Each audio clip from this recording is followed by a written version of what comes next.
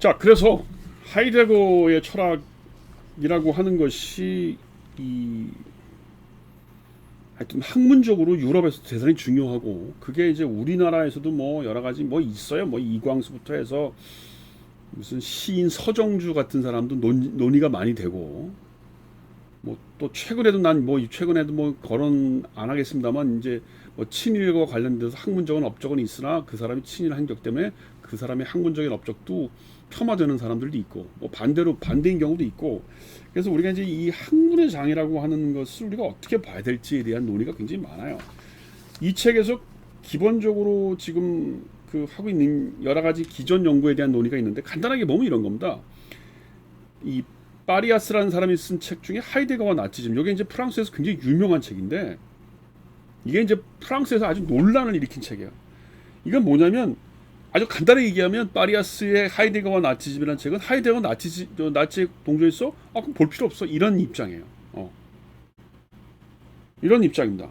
그 다음에 폰 클러크라는 사람이 쓴 결단이라는 책은 하이데거의 어떤 심리적인 요인, 그 사람의 어떤 심리적인 요인, 그 다음에 그 사람이 어렸을 때 어떤 개인적인 그 삶의 궤적, 이런 것들에 주로 초점을 둬서 그 사람이라고 하는 게 굉장히 허무주의적인 영향을 받았다. 그래서 그의 철학도 굉장히 허무적이고, 그 허무적인 철학과 허무적인 개인의 어떤 삶의 궤적이 나치즘에 약간 동조하는 정도의 수준을 가졌다. 이런 정도로 보는 거예요. 그래서 뭐 학문적으로는 괜찮은데, 그 사람이 이렇게 나치에 동조한 이유는 개인적인 어떤 심리적인 요인이라고 생각하는 겁니다. 그다음 세 번째는 에른스트 놀트라는 사람이 쓴 건데, 이건 뭐냐면 당시 시대 정신 같은 걸 얘기해요. 당시의 지식인들이 전부 그 어떤 특히 대학 상황이라고 하는 것이 굉장히 열악하고, 대학을 박사를 받았는데도 강의할 데가 없고, 학생들도 취직이 안 되고, 그다음에 뭐 여러 가지 그 당시에 이제 막시즘의 계열의 어떤 사회주의 운동하고, 그다음에 극단적인 그 민족주의 운동이 이렇게 양쪽으로 벌어져 있었어요. 그러니까 도저히 이 양쪽 사이에서 진정한 의미의 지식인들이 갈 데가 없었다. 그래서 나치즘으로 가는 것은 너무 당연했다. 뭐 이렇게 보는, 뭐 소위 이제 그런 의미고, 뭐 그런 정도에서, 그러면 브루드웨는 이 책에서 무슨 얘기를 하고 있냐면, 기본적으로 막 이 하이데거가 갖고 있던 이 한마디로 얘기하면 정치장에서 움직이고 있는 여러 가지 정치적인 권력의 논리와고, 철학의 장에서 이 사람이 작동했던 영역이, 그걸 뭐라 그러냐면 이게 중첩된다는 말을 써. 약간 이제 이게 프로이드적인 용어로 과잉 중충됐다, 수역 뇌대감이나성이라는 말을 거기 써요. 뭐냐면 당시에 주로 정치장에서 이루어졌던, 혹은 문학의 장에서 이루어졌던, 우선 정치장이라는 게 뭐예요? 보수 세력이 굉장히 열악했어요. 그 당시에 바이마르 공화국 시대에 이 하이데거가 학교를 다녔단 말이에요. 바이마르라는 게 뭐예요? 약간 사회주의적이고 공산주의적인 냄새가 나는 좌파 쪽이었단 말이에요. 그런데 하이데거는 기본적으로는 보수적인 카톨릭 집안이고 굉장히 엄격한 보수주의 집안에서 태어났어요.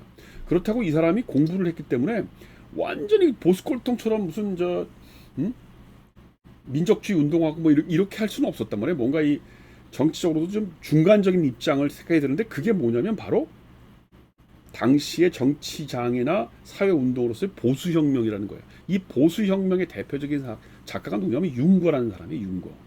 융거라는 사람이 쓴 무슨 노동자 뭐 이런 책들은 보면 굉장히 보수적인 냄새를 피면서 새로운 삶을 구가하는, 그렇다고 완전히 사회주의적인 냄새도 아니고, 그렇다고 완전히 그 극우 쪽도 아닌 그런 제3의 길을 보여주는 사람이에요. 그래서 하이데거가 젊었을 때 그 융거가 썼던 노동자나 무슨 뭐 반론에 대한 뭐 성명, 이런 책들을 굉장히 높이 평가해요.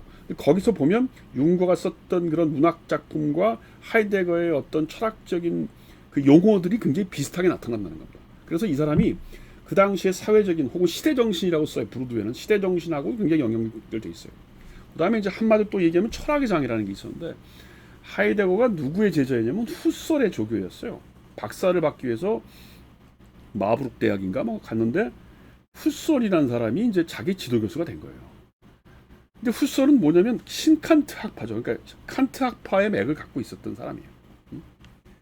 근데 자기가 보기에 이 시대에 그렇게 무슨 칸트적인 이념이라는 게 뭡니까? 순수한 이성, 뭐 명증적인 이성, 이런 걸 통해서 뭔가 도덕적인 정업 명법을 얘기하고 그런 거 아니에요. 자기가 보기에는 그런 칸트적인 철학의 흐름이라는 게 이 세상을 설명하고 처럼 그 당시에 막 경제적으로 궁핍하고 그다음에 국제정치적으로 막 독일이 이렇게 억압받고 하는 이런 현실을 칸트 철학에 기반해서 뭔가 설명하기가 너무 무기력하다는 거예요. 그런데 당시의 철학의 교수들, 대부분의 대학에 있는 철학의 교수들, 특히 자기의 지도교수 후설, 그다음에 이제 당시에 또 유명했던 카시러, 이런 사람들은 다 칸트적인 영향을 받은 사람이라는 거예요. 그러면 어떻게 되냐면 박사 논문을 쓰는데 자기는 칸트 싫어, 그래서 막 칸트를 비판하는 글을 쓰잖아요. 그럼 논문 통과가 안 되는 거야. 그리고 책도 출판을 안 해줘. 그래서 여러분들이 보면 알겠지만 존재와 시간이라는 게 이제 그 하이데거의 박사 논문을 낸 건데, 거기에 보면 칸트를 비판하는데 굉장히 우회적으로 비판을 해요. 그럼 뭔 소린지 잘 몰라. 그럼 왜 그렇게 어렵게 비판을 하고 우회적으로 비판을 했었냐면, 대놓고 칸트를 비판하면 자기 지도교수나 주변에 있었던 칸트 전공자들이 자기 논문을 통과 안 시켜줄 거라는 거였어요. 그러니까 그런 철학의 장애 논리가 있었다는 거예요. 그래서 이 양반의 이 브루드웨의 이 논의를 한마디로 얘기하면, 하이데거 살았던 시대의 시대적인 분위기, 정치적인 분위기, 시대적인 분위기 같은 얘기예요. 여긴 시대 정신이라는 말을 쓰는데 그건 주로 보수혁명이라는 걸로 요약될 수 있어요.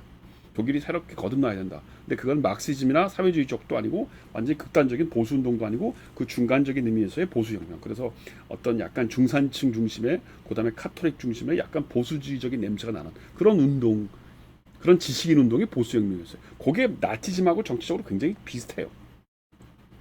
그런 영향이 있었고, 그다음 철학의 장에서는 굉장히 좀 정열적인 이 하이데거라는 학생이 받아들이기 힘든 철학의 어떤 억압적인 분위기, 그게 이제 칸트류의 철학을 해야만 박사를 받고 어디 취직이 되고 뭐 논문을 쓸 수 있는 분위기. 근데 거기서 자기는 칸트를 비판하는 글을 써야만 했던 입장에서 그 사람이 하이데거가 가졌던 그 어떤 특히 보수적인 그 보수혁명적인 그 사상이 바로 드러나면 학계에서 안 받아준다는 거예요. 그래서 하이데거의 존재와 시간이 어려운 이유가 뭐냐면, 저도 읽어봤는데 뭔 소린지 몰라요. 존재와 시간이라는 책을 이 Sein und Zeit라고 하는 이 독일 책을 독일 사람들이 뭐라고 그러냐면, 그 Sein und Zeit, 존재와 시간이라는 책은 독일말로 언제 번역이 되냐는 말을 할 정도로 독일 사람들도 그걸 읽으면 무슨 말인지를 몰라요. 난 내가 보기에 그 책을 읽고 이해한다? 그 구라빨도 대단한 구라빨. 내가 보기에 헤겔과 하이데거가 막상 막한, 아니면 하이데거가 조금 더 어려운 것 같아. 왜 이렇게까지 어려웠냐? 바로 그거예요. 자기가 갖고 있는 어떤 보수혁명에 대한 지지, 그러나 그거를 철학으로 바로 풀어내면 학계에선 받아주지 않을 뭐 이런 것들이 엉켜 있기 때문에 그렇게 어려워졌다는 겁니다. 그 다음에 이제 이 책의 마지막 부분에 가면, 이게 6개 챕터로 되어 있는데 5챕터 정도에 가면 뭐가 나오냐면, 프랑스에서 하이데거가 받아들이게 되는 수용의 문제가 나와요. 그래서 프랑스에서는 하이데거를 주로 누가 받아들이냐면 사르트르 같은 아주 귀족적인 부르주아 지식인들이 받아들여서 뭔가 현학적인 것으로 그걸 응용했다는 겁니다. 그래서 하이데거를 비판하는 것을 프랑스의 지식인 사회에서는 잘 못 받아들였던 이유가 바로 그거라는 거예요. 왜냐하면 하이데거야말로 프랑스 지식인들이 어떤 상아탑적인, 너 하이데거 봤어? 너 이해해? 뭐 이런 걸로 하이데거가 많이 인용되는 사람인데, 파리아스 같은 사람이 나타나가지고 하이데거 나치즘에 동조했으니까 그런 책 안 받아들여, 이렇게 비판을 하는 거를 프랑스의 지식인들은 받아들일 수가 없었다는 거예요. 왜? 프랑스의 지식인 그만큼 상아탑적이고 상아탑에 갇혀있고 굉장히 귀족적이었다는 뭐 그런 얘기까지 하는 겁니다. 요 부분은 사실은 약간 이제 알투스가 얘기했던 리프로덕션의 논리, 혹은 제가 여러분들한테 강의했습니다만 뭐 그건 뭐라고 그래, 그 약간 그 오리엔탈림적인 요소로 우리나라에서는 이걸 응용할 수 있죠. 우리나라 같은 경우에 뭐 예를 들면 뭐 나 하버드 나왔어, 나 미국 박사야, 뭐 이러면 왜 거기서 무슨 저 모루 콩을 구워 먹어도, 메주로 콩을 쓴다 그래도 그게 뭐 대단한 것처럼 느껴지는, 그래서 우리나라에 들어오면 그게 마치 무슨 엄청난 그 지적인 자산인 것처럼, 그래서 막 우리나라에 별로 현실에 안 맞고 우리나라에게 무슨 현실적인 분석력도 없었던 미국에서 뭘 한다 그러면, 그래서 영어처럼 뭘 읽는다 그러면 껍벅 죽는 뭐 이런 분위기가 우리나라도 있지 않습니까? 이제 그런 거를 분석하는데 이 하이데거의 이 분석이 굉장히 의미가 있다. 여기까지가 이제 전반적인 얘기인데, 저는 이 책을 이렇게 꼼꼼하게 읽고 싶지는 않아요. 이거 꼼꼼하게 읽으면 못 읽어요. 왜냐하면 일단 하이데거를 읽어야 되고, 하이데거에 대한 여러 가지 비판서, 여러 가지 쫙 비판서를 알아야 되고, 그 다음에 그거를 어떻게 브루드웨가 기존에 있던 하이데거의 해석서를 비판하는지를 알아야 돼요. 그 다음에 프랑스의 지적인 분위기도 알아야 되고, 그 다음에 불어를 아니고 한국말을 읽으면 이게 무슨 한국말이 아니야. 무슨 말인지는 몰라. 그래서 기피하지는 않겠습니다. 일단 여기서 끊고 가겠습니다.